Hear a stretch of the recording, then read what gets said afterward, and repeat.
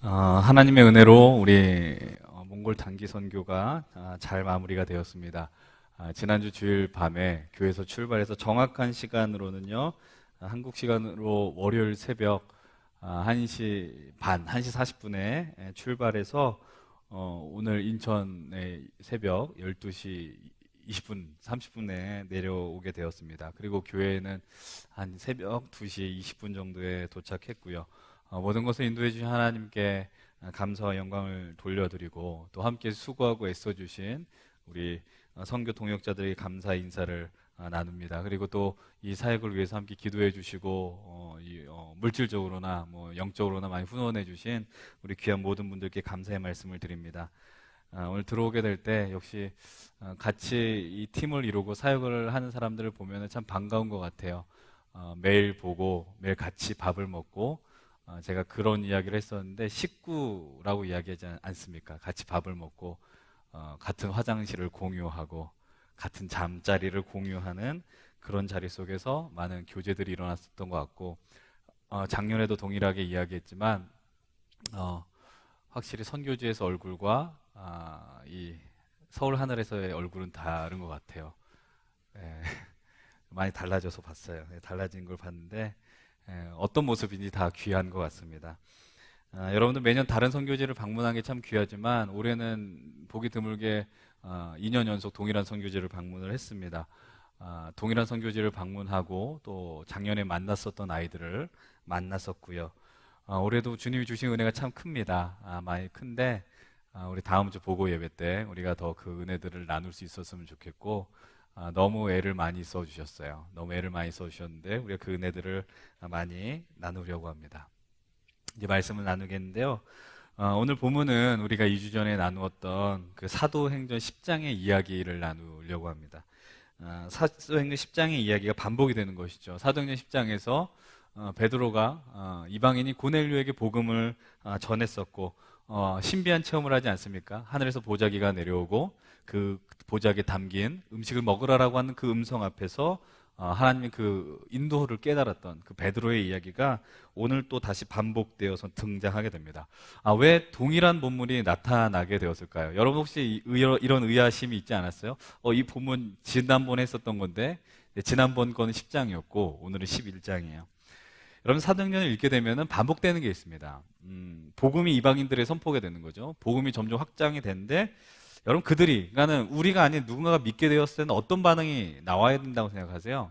당연히 기뻐해야 되겠죠. 이 복음이 확장이 되고 하나님을 아는 기쁨들이 영광들이 넘쳐난다라는 것은 아주 행복한 일이고 기쁜 일이다.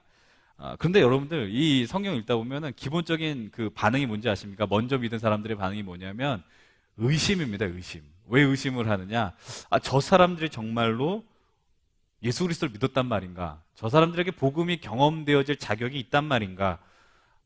지난번에도 비슷한 얘기를 했습니다. 이런 모습들을 볼 때마다 이 인간이 얼마나 연약한 자인가를 그리고 무지한가를 깨닫게 되는 것이죠. 이사야 말씀처럼 하나님의 생각과 우리의 생각은 상당히 차이가 있는 겁니다. 하나님의 방법, 하나님의 뜻. 여러분 오늘 본문의 말씀 한번 보십시오. 1절의 말씀을 한번 보십시다. 1절 함께 읽어볼게요. 시작. 유대에 있는 사도들과 형제들이 이방인들도 하나님의 말씀을 받았다함을 들었더니 여러분 유대에 있는 사도들과 형제들이 하나님의 말씀을 받았다라고 들었습니다. 그 말의 의미는 뭐냐면 초대교회 가장 제1교회죠. 예루살렘 교회 성도들이 이방인 고넬료에게 복음이 전해지고 성령의 역사가 일어났다라는 소식을 베드로를 통해서 또 그 밖의 루트를 통해서 듣게 되었다라는 겁니다. 여러분 이 1절의 말씀을 읽으면 어떻게 해야 돼요? 반복돼서 얘기하지만 기뻐해야 되는 것이죠. 하나님의 복음의 영광이 예수 그리스도의 그 은혜가 그들에게 전해졌다라는 것입니다. 교회에서는 감사헌금을 드려야 되고 기쁜 일이고 축제를 벌어야 할 일이 아니겠는가 우리가 이렇게 생각을 해야 되는데 그 소식이 들렸을 때 이들의 반응은 우리가 생각하고 예상한 것과는 전혀 다른 것이다라는 것이죠. 2절로부터 3절, 먼저 2절의 말씀 한번 보겠습니다. 2절이에요. 시작. 베드로가 예루살렘에 올라갔을 때에 할례자들이 비난하여 여러분들 근데 여기서 그 그룹이 나옵니다. 할례자들이라는 사람들이 나오게 됩니다.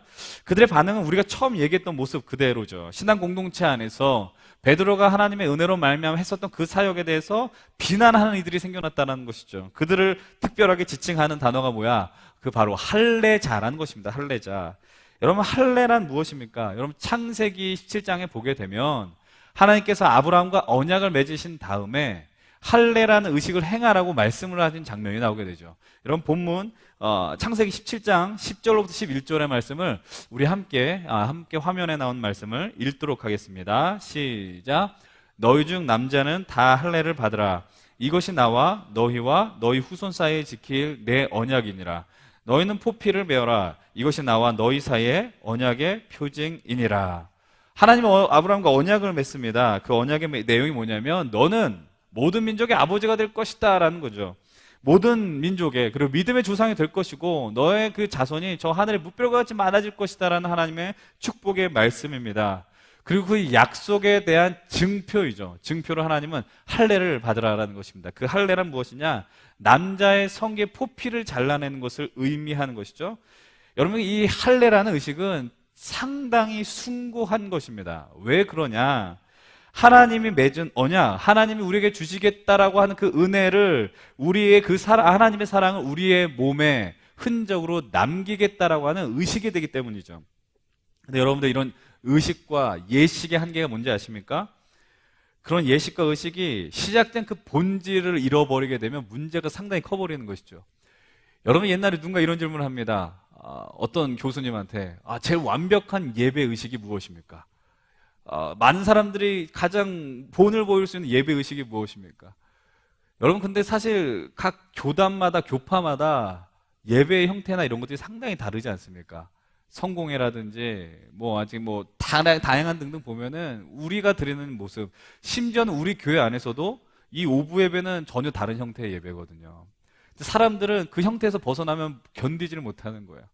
예배를 시작할 때 왜 사도신경을 시작하지 않고 주기도문을 하느냐? 그런 것을 막 목숨을 거는 것이죠. 근데 의미를 모르고 본질을 모르고 그 행위에 대해만 목숨을 걸면은 그 의식이 갖고 있는 그 모든 것들이 변질된다라는 것이죠. 이 할례도 마찬가지입니다. 할례는 하나님을 기억한 통로라고 이야기했어요. 하나님의 은혜와 사랑, 하나님의 약속을 우리 몸에 새기고 그것을 볼 때마다 기억하는 것 아니겠습니까? 근데 여러분들, 다시 말하면 세월이 흐르게 돼서요, 할례는 뭐냐? 하나님의 백성들은 반드시 받아야 하는 필수 의식, 이런 것이 아니라, 다시 말하면 할례를 받으면 구원을 받는 것이고 받지 않으면 구원을 못 받는다의 개념이 아니라는 것이죠. 그런데 이 유대인들은, 정통 유대인은 어떻게 하는 거예요? 너희들이 아무리 예수를 믿어도 할례를 받지 않으면 구원의 자격이 없다라는 겁니다. 너희는 하나님의 백성으로서 선택받을 자격이 없다라는 생각들이 이 안에 들어오게 되는 것이죠. 그래서 갈라디아서 1장을 보게 되면 다른 복음을 비난하고 저주한 내용이 그 안에 담기는 겁니다. 가짜 복음이라는 것이죠. 여러분, 사도행전 10장에 우리가 이야기를 나눌 때 기억나십니까? 베드로의 모습을 보면서 베드로의 모습이 상당히 대단하고 위대하다라고 이야기했어요. 왜냐하면 그는 철저한 유대 배경 속에서 자라난 사람이라고 이야기했어요. 사고관, 세계관, 가치관이 그 유대인들 틀 속에 있을 수밖에 없었는데 그것을 뚫고 하나님의 부르심 앞에 응답한 사람이 베드로였다라고 이야기를 했어요. 여러분, 복음의 전파가 이루어졌을 때 사람들은 기뻐해야 되지 않습니까? 여러분, 성도들이 늘어날 때, 그런데 복음 전파에 가장 선두에 섰던 베드로를 그 할례자들이, 예루살렘 교회 신자들이 비난하게 되는 겁니다. 그 비난의 내용이 무엇입니까? 3절입니다. 함께 3절 시작. 이르되 내가 무할례자의 집에 들어가 함께 먹었다 하니. 그들의 언어를 잘 보세요. 이분법적 접근이에요. 할례자와 무할례자, 어떤 의미가 있겠습니까? 우리는 하나님의 구원받고 선택받은 자들, 쟤네들은 구원받을 자격이 없는 애들이라는 것이죠. 우리는 그들과 다르다라는 겁니다. 우리는 할례를 했기 때문에 하나님의 사랑과 은혜를 충분히 받을 자격이 되고 그들은 그런 자격이 없다라는 겁니다. 여기 할례를 받지 않는 자들은 누구를 의미하겠어요? 당연히 이방인들 아니겠습니까? 여러분, 바울이 복음을 전했을 때에 내가 유대인을 얻고자 해서 유대인처럼 했고 무할례자들을 얻기 위해서 무할례자처럼 행했고 율법 없는 자들을 얻기 위해서 율법 없는 자처럼 행했고, 이런 이야기를 하는 것이 등장합니다. 여러분, 그래서 중국의 옛날 허스텔러 같은 경우는 중국의 옛날에 어떤 머리를 하는 거예요? 변발을 한다고요. 머리를 자르고. 그래서 현지로 들어가서 변발을 하는데 사실은 외국인한테 당신 변발하지 않으니 우리나라에 들어올 자격이 없습니다, 이렇게 요청하지는 않잖아요. 여러분들, 근데 이 모습은 뭐냐면 너희들이 이방인인데, 쉽게 말하면 유대인이 아닌 외국인인데 너희들이 하나님의 은혜를 받으려면 너희들은 유대인처럼 모든 의식을 갖춰 입어야 되라고 지금 주장하고 있는 겁니다. 여러분, 이런 생각과 태도들이 얼마나 무서운 것인지 몰라요. 여러분 너무나도 당연하고 기본적인 접근인데 이거 여러분 기억하셔야 됩니다. 여러분 구원의 문제와 이 판단의 문제는요 하나님의 영역이라는 거죠. 우리가 이 서로들을 보면서 야, 저 사람이 구원받을 자격이 있는가, 저 사람이 하나님의 사랑 받을 자격이 있는가, 이건 우리의 소관이 아닙니다. 그것을 우리가 어떻게 판단하겠습니까? 근데 여러분 어떻게 보면 이것이 인간의 철저한 연약함이고 한계겠죠. 여러분 성경에서도 보면 성경은 이렇게 이야기합니다. 하나님은 중심을 보신다라고 이야기합니다. 인간은 어떤 걸 봐요? 외모를 봐요. 인간은 외모를 본다고요. 그래서 상당히 여러분들도 얼마나 많이 꾸미세요 지금. 여러분 외모에 투자한 돈이 1년에 얼마나 많이 들어갑니까? 근데 여러분 이걸 갖고요 그냥 우리 인간은 어쩔 수 없어 이렇게 해석할 수는 없어요. 그렇지 않습니까? 여러분 이번 성경 때 재밌는 이야기가 있습니다. 제가 이 얘기를 했던 사람한테 물어보지 않고 써서 상당히 죄송한데 이름을 밝히지는 않으니까 한 자매가 재밌자고 표현한 겁니다. 재밌자고 표현했는데 여러분 성경을 통해서 이렇게 처음 만나는 지체들이 있잖아요. 만난 지체가 있는데 한 형제를 딱 봤는데 처음 인상은 이랬다는 거죠. 맨날 PC방 갈 것 같은 애 같이 생겼다는 거예요. 맨날 PC방 갈 것 같이 생겼고 그러니까 인생에 의미 없이 살아가는 애, 그러니까 한량 이렇게 좀 생각했다는 거예요. 근데 막상 만나보니까 어땠다는 거예요? 다르다는 거죠. 정말 애 안에 담긴 게 있고 성실하고. 여러분 사람이라는 건요 겉모습 보지만 겉모습으로는 절대 그 사람의 속을 알 수 없어요. 내면 그 사람의 가치를 판단할 수 없는 겁니다. 그럼 마찬가지죠. 유대인들이 할례를 받았냐 안 받았냐 그걸로 그 사람의 가치 그리고 구원의 문제를 어떻게 판단할 수 있겠습니까? 가끔 보면 가끔이 아닐 수도 있어요. 가끔이라고 그런데 표현하고 싶은데 예수님을 상당히 잘 믿는 사람들이, 그게 잘 믿는 건지 모르겠습니다. 상당히 잘 믿는 사람들이 쉽게 다른 사람들에 대한 어떤 생각이나 가치, 또 다른 가치관을 갖고 있는 사람들, 또 아니면 또 다른 종교, 타 종교를 갖고 있는 사람들 향해서 저 사람은 구원받을 자격이 없는 자들이야 라고 한다는 거죠. 그래가지고 벌어지는 일이 뭐예요? 사찰 가가지고 그 불상 모가지를 잘라버리고 어디 가가지고 낙서하고 뭐 이런 일도 일어나지 않습니까? 여러분들 그거 한다고 하나님이 절대로 기뻐하지 않습니다. 그거 바보 같은 짓이죠. 멍청한 짓이라는 겁니다. 여러분 과거 몇 년 전에 한국교회에서 세계교회 연합기구의 행사를 가진 적이 있었습니다. 우리 교단은 그 기구를 지지하는 교단이고 그렇지 않은 교단들도 상당히 있습니다. 근데 그 기구에 대한 방향성과 가치 때문에 한국교회 안에서 심각한 갈등이 벌어진 적이 있었어요. 근데 그때쯤에 이제 제가 전에 섬기던 교회에서 이렇게 새벽 설교를 하는 주간이었는데 그때 뭐 설교 핵심 주제는 아니었는데 그냥 하나의 그런 예를 들었습니다. 제가 목사인데 목사로서 타 종교인들과 교제하는 게 과연 문제가 있겠느냐라는 거죠. 목사로서 신부님과 친구하면 안 되느냐, 스님과 친구하면 안 되느냐 이런 얘기를 했습니다. 그래서 저는 충분히 그러면 가치가 있겠다라는 생각을 하는 거죠. 서로에 대한 생각을 나눌 수도 있을 것이고. 근데 이런 말을 했는데 그 새벽에 설교를 열심히 하고 있었는데 어떤 분이 벌떡 자리에서 일어나서 나가시더라고요. 설교를 하는데 오후 예배 때도 가끔 나가시는 분들이 계시긴 한데 그때 그 교인은 아니었던 것 같아요. 만약 교인이었으면 감히 어떻게 나가겠습니까? 근데 그때 그분 아마 그랬었던 것 같아요. 자기 신앙 가치, 신앙 양심, 생각에 있어서 제가 하는 이야기가 말이 안 된다고 생각했던 것 같아요. 받아들일 수 없는 거. 여러분들 근데 그런 사람들일수록 어떠냐면은 뭐 100%라고 이야기하지 않겠습니다. 근데 그런 사람일수록 타인의 문제는 예민해요. 타인의 문제는 상당히 예민한데 자기의 문제는 상당히 관대합니다. 그리고 더 무서운 것이 뭐냐면 내 믿음을 지키기 위해서 타인의 희생을 당연시 여기는 일들이 상당히 많이 있다는 겁니다. 이번 선교회 가서 거기 선교사님 아들하고 교제하면서 이런 질문을 던졌습니다. 우리 선교팀이 어떠냐 이랬어요. 왜 질문했겠습니까? 좋다는 얘기 듣고 싶어서 물었죠. 좋다는 얘기. 근데 상당히 좋다라고 그랬어요. 그래 나 보면서 그렇게 대답하지 말고 실제로 얘기해보라. 상당히 높은 클래스다 이렇게 얘기를 하는 거죠. 야 그러면 어떤 팀이 있느냐?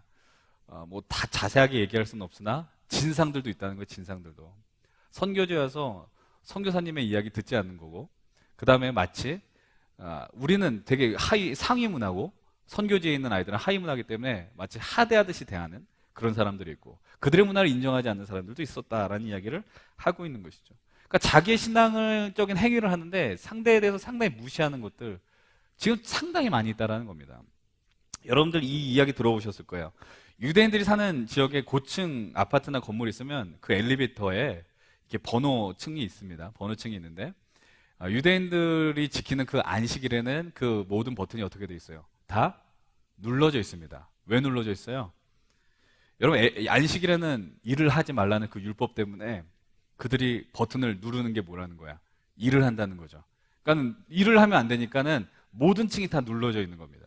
근데 유대인들이 사는 지역이 아니고 다른 지역들 있잖아요. 그럼 안 눌러져 있을 거 아닙니까? 그럼 그 사람들이 어떻게 하느냐라는 거야. 자기는 누르면 안 되잖아요. 나는 정말 신실한 유대인인데 어떻게 해야 되겠어요? 옆 사람들, 같이 타는 사람한테서 몇 층 좀 눌러주시겠습니까? 라고 이야기한다는 겁니다. 여기까지 들으면 그래, 그럴 수 있는 거죠. 부탁할 수 있는 거 아니겠습니까? 여러분들도 손가락이 아프면은 못 누를 수도 있고, 완전 애기들인데 손이 안 닿으면 눌러줄 수도 있다는 것입니다. 그래서 잠시 한번 생각해 보십시오. 그 사람은 그 율법을 지키기 위해서 자신은 버튼을 누르지 않습니다. 자신은 율법을 지키는 것이죠. 근데 그 자신이 가야 되는 그 길을 위해서는 누군가를 희생하는 거예요. 그 타인을 희생시키는 거예요. 자신의 믿음의 관점에서 그 사람은, 그 버튼을 누른 사람은 뭘 하는 겁니까? 율법을 어기게 하는 거죠.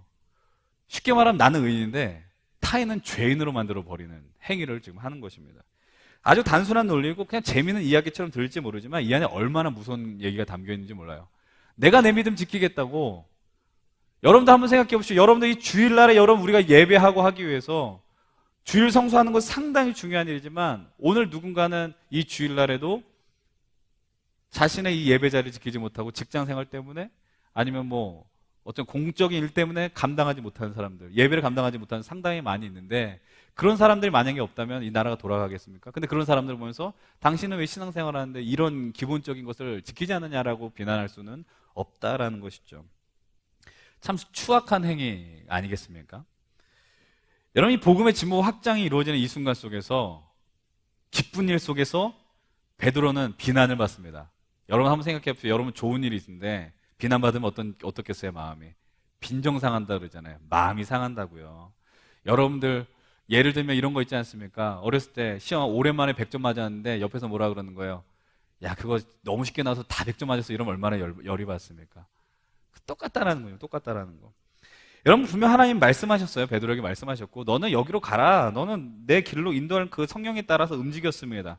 그리고 그에게는 결코 쉽지 않은 그 순종의 걸음을 베드로는 감당했습니다.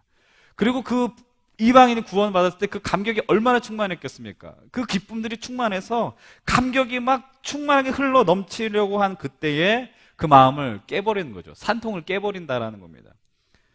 이 상황이 쉽지 않았을 겁니다. 이게 적절한 예일지 모르겠지만 오늘 선교를 마치고 돌아온 우리 선교팀들에게 사람들이 다녀서 수고했다, 격려의 인사를 하는 게 당연한 것이죠. 근데 하나님이 얼마나 큰 역사가 있었느냐 뭐 이런 이야기를 한다면 모르겠는데 이런 말 대신에 야, 잘 놀다 왔냐, 아, 몽골 말 잘 탔냐 이런 얘기만 한다고요. 그 사람들 마음이 좋겠습니까? 여러분 그런 인사는 할 필요도 없고 농담도 그런 식으로 할 필요는 없다라는 거죠. 여러분 오늘 베드로를 보십시오. 베드로가 그 상황 속에서 자신의 페이스를 잃어버리지 않습니다. 본문 4절의 말씀 함께 읽어봅니다. 본문 4절이요. 시작. 베드로가 그들에게 이 일을 차례로 설명하여. 여러분 우리가 이런 귀한 사역을 감당하다가 외부의 자극으로 좋은 걸 놓쳐버릴 때가 상당히 많이 있지 않나요? 근데 베드로는 이 상황이 벌어진 연유를 차근차근 설명해주고 있습니다. 사도행전 10장에서 자신이 경험했던 것들, 우리가 읽었었던 것들을 다 이야기하는 겁니다. 하늘에서 보자기가 내려온 그 환상의 이야기, 그 안에 담긴 것을 먹으라는 하나님의 음성, 그리고 가이사랴로부터 고넬료가 보내온 그 사람을 만나는, 그래서 고넬료의 가정에 방문해서 성령의 역사가 임했던 모든 상황을 흔들림 없이 설명해주고 있습니다. 지금 여기서 이 말을 한 사람이 누군지 한번 생각해 보셔야 돼요. 누굽니까?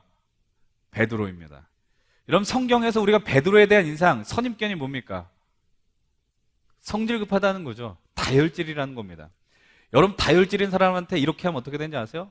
주먹부터 나가는 겁니다. 여러분 베드로의 삶을 한번 생각해 보십시오. 예수님 무리를 걸을 때 남들은 두려워 떨고 구경하고 있는데 예수님 내려오라고 말하지도 않았습니다. 자기가 배에서 먼저 내려서 자기도 걷게 해달라고 이야기합니다. 예수님 마지막 만찬에서 발 씻겨주실 때 남들 아무도 얘기하지 않았는데 혼자서 아 주님이 어떻게 우리의 발을 씻기십니까? 라고 이야기합니다. 주님이 이 발을 씻기지 않으면 넌 나와 상관이 없어라고 이야기하는 그 순간에 또 오버하지 않습니까? 그렇다면 내 머리와 온몸을 씻겨주십시오. 또 베드로는 또 어떻게 합니까? 예수 그리스도께서 마지막 십자가의 사건을 이야기하시면서 너희들이 날 다 떠날 것이다. 베드로는 너무나도 큰 확신에 찬 나머지 우리는 절대로 주님을 배신하지 않겠습니다.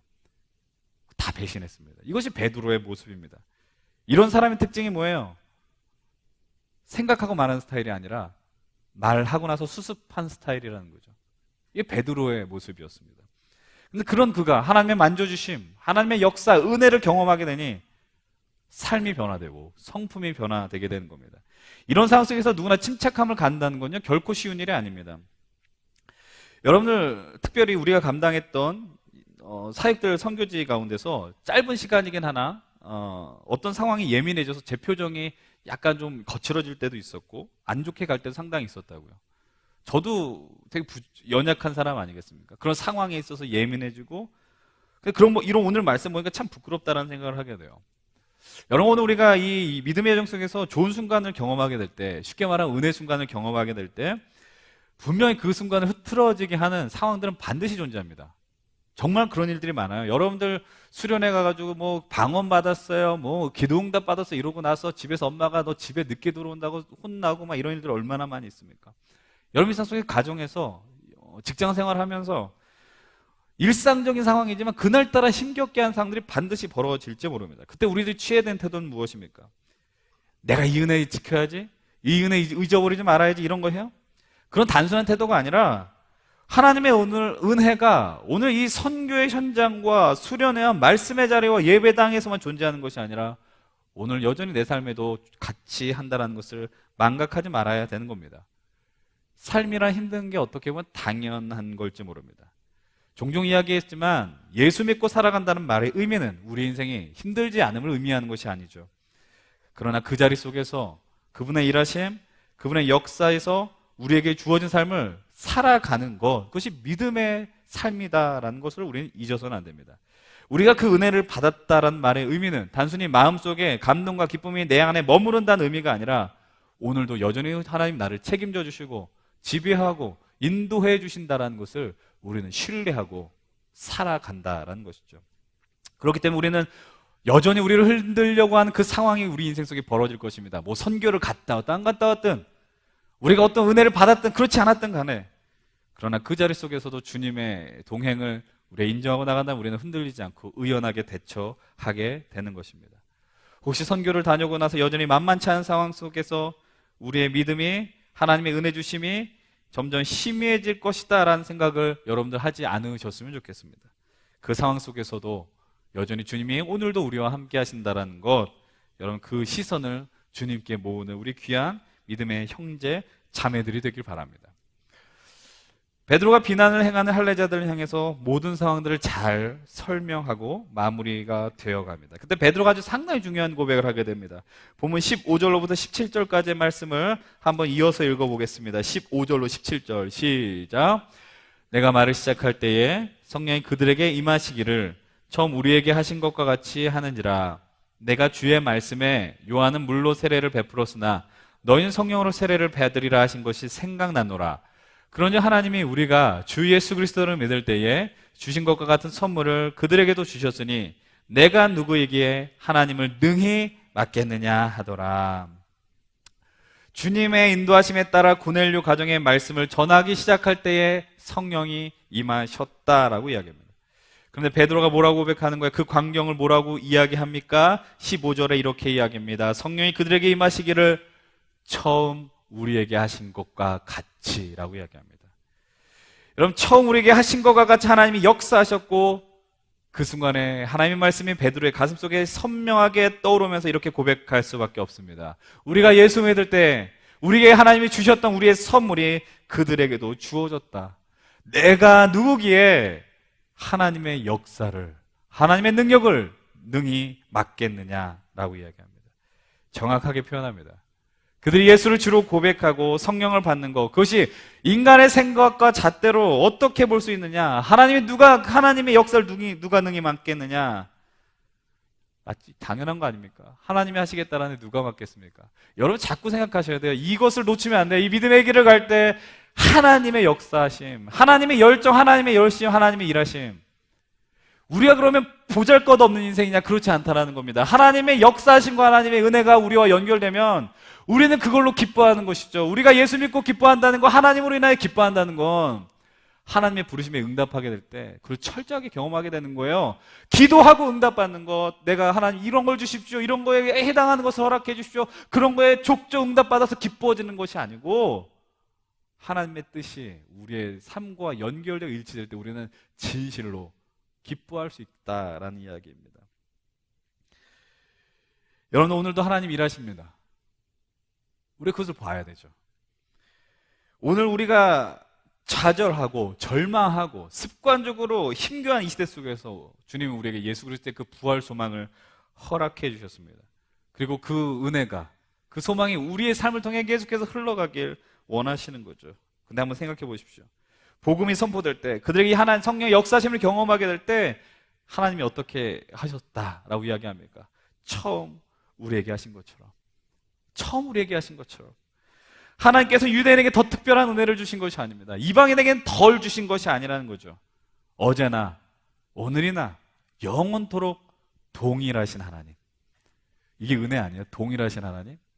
아침부터 일하는 사람이나 중간에 가서 일하는 사람이나 문 닫기 와서 일하는 사람이나 주님은 동일하게 우리를 대우해 주시는 것이죠.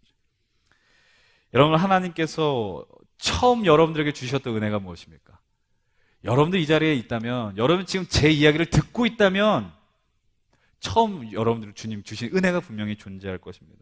다 다르죠. 영적 체험 다르고 그런 모든 간증거리들이 다 다를 것입니다. 그러나 여러분들 여기에 발을 딛기까지, 예배드리기까지 주님 주신 사랑과 은혜들은 분명히 있습니다. 여기 나는 이런 순간을 경험하기 전에, 난 하나님의 역사심을 경험하기 전에 하나님에 대해서 알 수 있었고, 하나님이 이런 분이시기 때문에 난 내 발로 와서 그분이 이런 분이구나 깨닫게 되었다. 이것은 진실이 될 수 없는 이야기입니다. 여러분, 이것은 한 개인의 영역으로만 두지 마시고 좀 더 넓혀보십시다. 여러분, 우리 민족이 어떤 민족이었습니까? 특별히 구한말이라고 하는 그때에 조선 후기 나라의 주권을 잃고 아팠던 그 시절에 복음이 정말 희미하게 들어왔습니다. 여러분 아시죠? 선교사가 들어오기 전에 성경책이 먼저 들어온 나라가 우리나라입니다. 여러분, 그 복음의 능력이, 정말 희미하게 들어온 복음의 능력이 사람을 깨우기 시작합니다.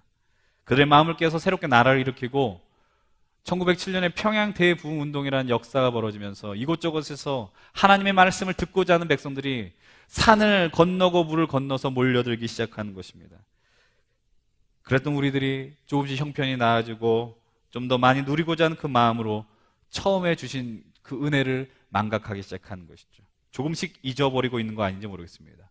실제로 이 시대는 어떻습니까? 교회라고 한다면, 크리스천들이라고 이야기한다면 그들에게 있었던 이제 기본적인 신뢰는 이제 도저히 존재하지 않는 것처럼 보이게 됩니다. 연약하죠. 교회 권위가 땅에 떨어진 것 같고요. 여러분, 그러나 우리들이 그런 현실 속에서 살아가면서 하나님이 우리에게 베풀어 주셨던 그 처음 주신 것을 여러분 놓쳐서는 안 됩니다. 그 사랑이 그 순간에서만이 아니라, 여러분 이 말을 오해해서 들으시면 안 됩니다. 추억을 먹고 살라는 게 아니에요. 내가 예수 믿었을 때 처음 느꼈던 거, 나 그때 은혜 받았지, 나 그때 기도 많이 했지, 추억 먹고 살라는 게 아니에요. 그 사랑이 오늘도 내게 여전히 동일한 것이다 라는 거예요. 동일한 은혜이며 동일한 사랑이라는 것입니다. 여러분, 그것이 우리 인생에 평생 지배할 수 있도록 간구하셔야 돼요. 그게 우리의 기도 제목이 되어야 돼요. 하나님, 그 사랑이 평생 나를 지배하게 하여 주시옵소서. 어딜 가든지 마찬가지입니다. 여러분, 그러면서 이 본문을 보면서 선교의 이야기를 안 할 수가 없어요. 어쩔 수 없어요. 제가 작년에는 설교 준비를 공항에서 했거든요.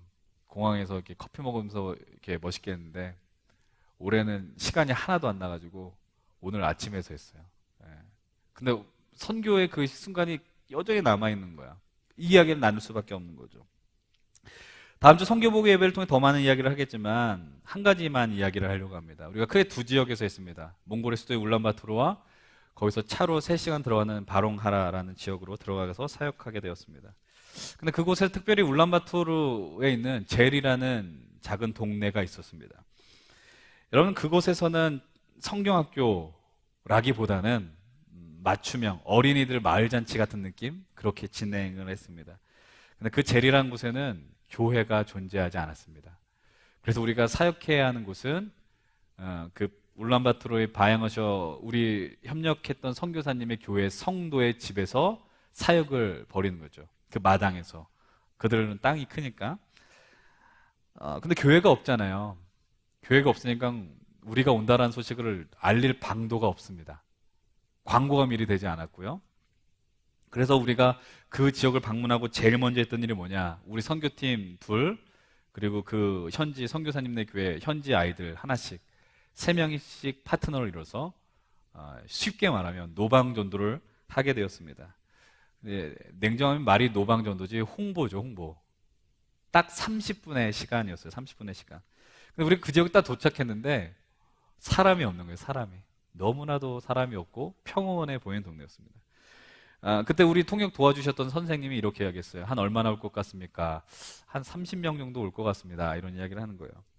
여러분, 물론 숫자가 적다고 사역을 못하는 것도 아니고 많이 왔다고 잘하는 거 아닙니다. 그러나 어쨌든 우리가 서울에서 한국에서 몽골까지 갔을 때 좀 더 많이 이 은혜를 나누면 좋잖아요. 주어진 30분의 시간이 다 마치고 돌아왔습니다. 근데 어디서 사람들이 몰려오는지 하나 둘씩 그 동네 아이들이 오기 시작했고, 거의 그날 온 아이들의 숫자가 거의 120에서 130 그 사이의 아이들이 오게 됐고, 우리 선교팀이랑 뭐 동네 사람 합하면 거의 200명 정도 온 것 같다라는 생각이 있어요. 우리 선교팀 그 자리에서 다 준비한 모든 것을 쏟아 부었습니다. 이게 계획된 스케줄이 있고 공연들이 있는데 그 자리에서 있다 보니까 우리가 준비한 거 다 해야 될 것 같더라고요. 그래서 그 자리에서 이거 준비하십시오, 저거 준비하십시오라고 요청했습니다. 근데 청년들이 군말하지 않고 그 말에 다 순종해 주었습니다. 얼마나 감사한 일이에요. 여러분들 그러면서 생각해 봤어요. 저는 그 세대가 아니에요. 여기 뭐 권사님들이나 집사님들 몇 분들은 기억하실 것 같은데, 우리나라도 예전에 성경학교 할 때 그렇게 했거든요. 옛날 사진들 뭐 돌아보면 이런 것들이 있습니다. 성경학교 오라고 마치 고족대 같이 큰 북 들고 다니면서 북치고 전단지 나눠주고 성경학교 오십시오라고 전도하던 그런 때가 있었습니다. 동네방네 소리치면서 사람들을 초대했고요. 엄청난 사람들이 와서, 어린이들이 와서 교회에 와서 즐겁게 놀았고 선물도 받았고, 하나님이 누구신지는 잘은 모르지만 그러나 그 하나님에 대해서 알 수 있는 너무 귀중한 시간들이 주어졌다라는 것이죠.